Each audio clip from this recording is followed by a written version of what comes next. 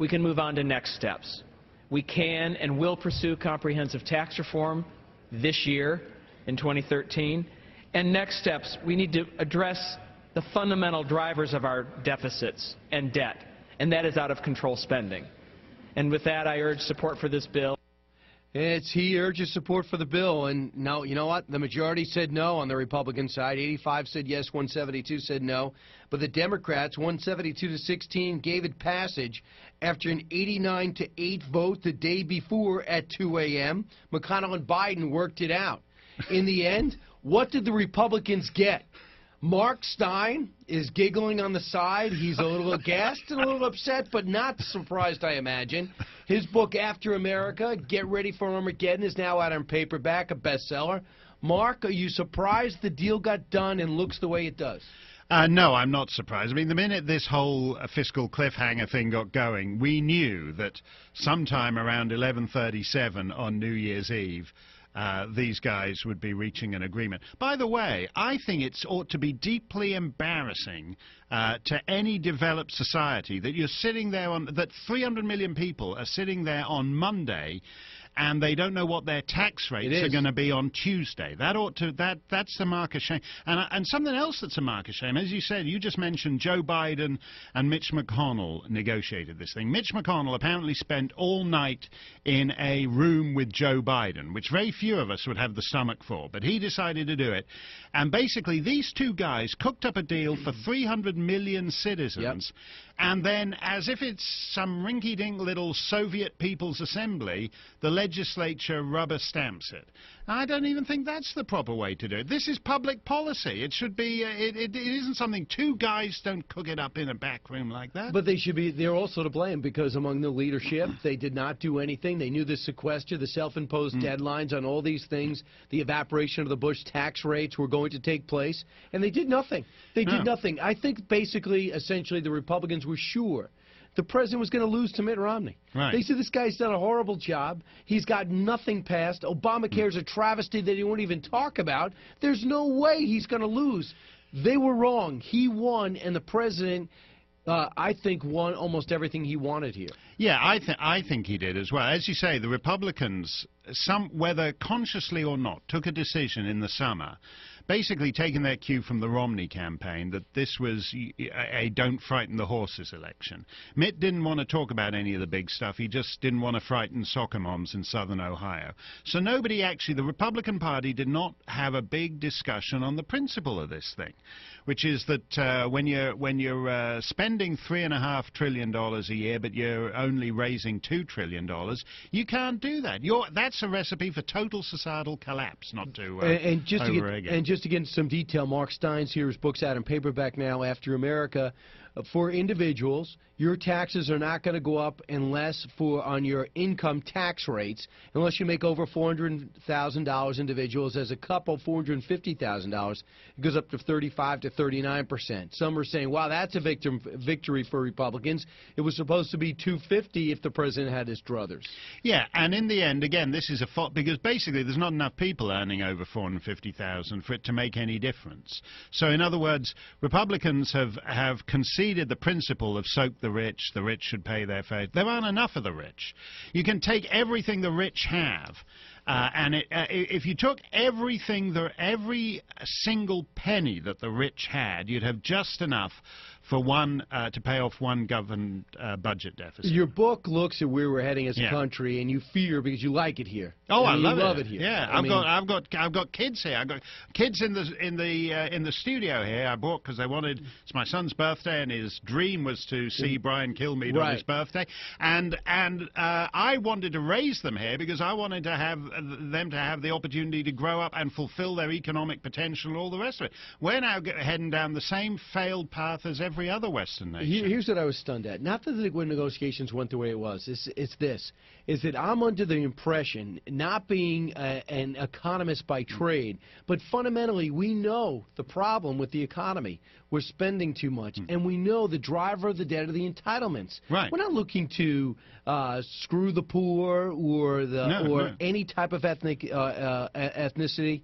But what we're trying to say is find a way to restructure in a way that makes it solvent, and the president who never has to get reelected. No. What would you say? The heck with the left, the heck with the right. I'm just going to do it. I'm going to actually play it by the numbers. Well, the guy who does this will save the country, because right now, every single man, woman, and child in America, their share of the total debt is about $200,000.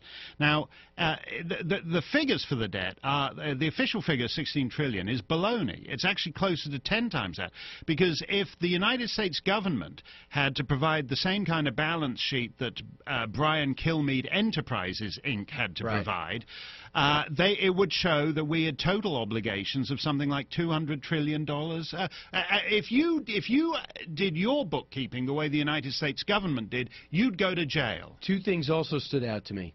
The president's interview on Meet the Press in the middle of these negotiations, and his bizarre press conference with so-called middle-class props behind and in front of him in the middle of sensitive negotiations, which evidently, we didn't know the details of which, we're heading towards some type of an agreement and announcement.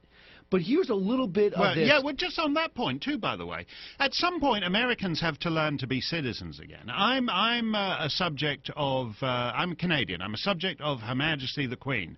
And if the Queen, if George III's descendant said, we'd like 6 middle-class props to go and stand behind me as designated demographically balanced members of the American electorate, I'd say nuts to that. It's time for you to do your job, not get, you know, I think there were 5 women and 1 guy in that shot. Apparently the middle class is all women now. There's no men in the middle class. But it's pathetic. At some point, Americans, this guy is supposed to be the citizen executive of a self-governing republic. George III wouldn't have had designated props standing behind him. Grow up. It's pathetic, that. I want you to hear a little of that interview, cut number 12. Here's President on Meet the Press with David Gregory. You know, at a certain point, if folks can't say yes to good offers, then I also have an obligation to the American people to make sure that the entire burden of deficit reduction doesn't fall on seniors who are relying on Medicare. I also have an obligation to make sure that families who rely on Medicaid to take care of a disabled child aren't carrying this burden entirely.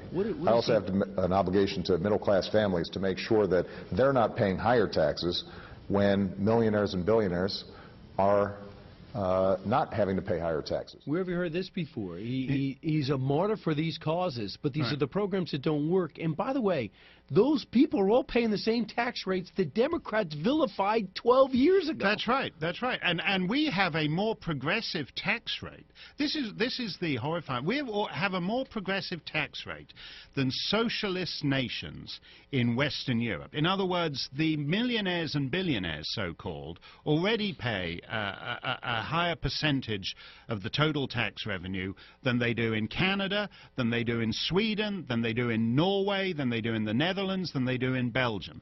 At some point, Americans have to accept the consequences of what they voted for. They voted for Mr. Big Government 2 months ago, and that means that if they want the size of government he's committed to and he's introduced, they're going to have to pay for it. Right, and you brought up a great analogy, too, is that we do want everything that Sweden has. Yeah. We do want everything that Norway has and Belgium has, but we don't actually want to pay for it. And we also want to take this thing called risk out of society. Yeah. There's a chance that if Mark Steyn opens up a business, it might fail. No, that's right. And it's not going to be my fault. Well, you know what?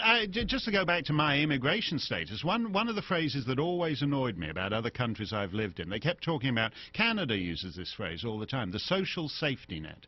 You hear it in Britain, you hear it in Europe, as if life is some kind of high wire act. And that we're all unicyclists in spangled tights trying to get across the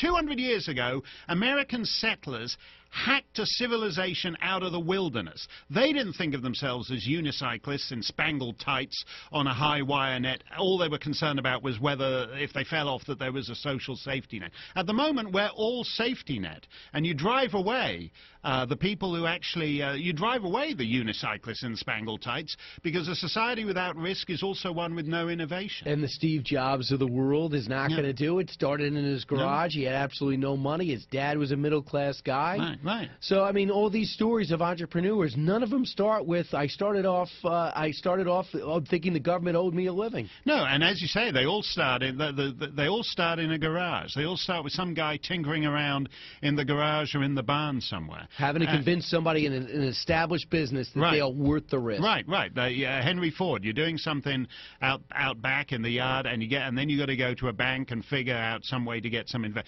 We just hear you were talking about this on TV this morning. The latest silly little green investment scam that's in this so-called bill. You know, we've now got a government that thinks it knows better. Algae, that's right. Algae extenders. I don't know what it is, but I wish I'd gone into the algae extension business, because we now have a business, we now have a system where the government rewards cronies rather than the government thinks it can pick the Steve Jobs and the Henry Fords and all the rest of it, and knows better than private capital. We don't have an effective electric car battery. Japan didn't do it. We didn't do it. We gave all the incentives, and also there's all more tax deductions for people investing in wind. Right.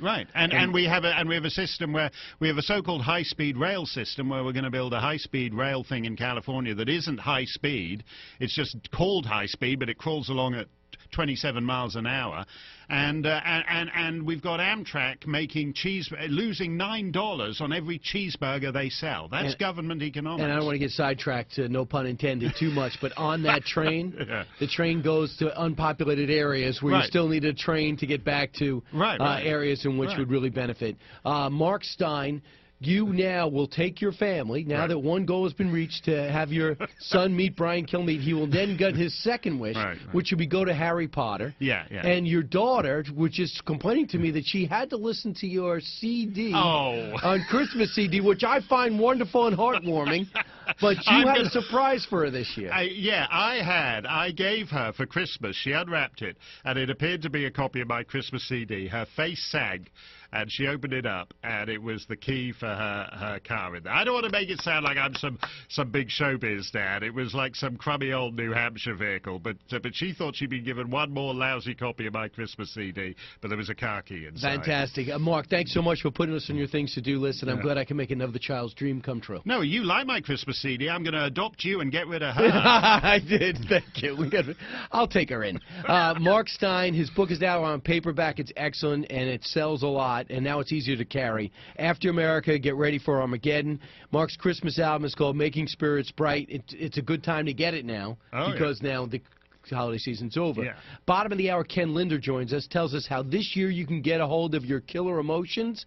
It's a great book that's now out, but next you, 1-866-408-7669. Kilmeade and Friends. We believe in success, hard work, and doing it for ourselves. We understand opportunity, free markets, and freedom. We appreciate what it takes to have vision, to create,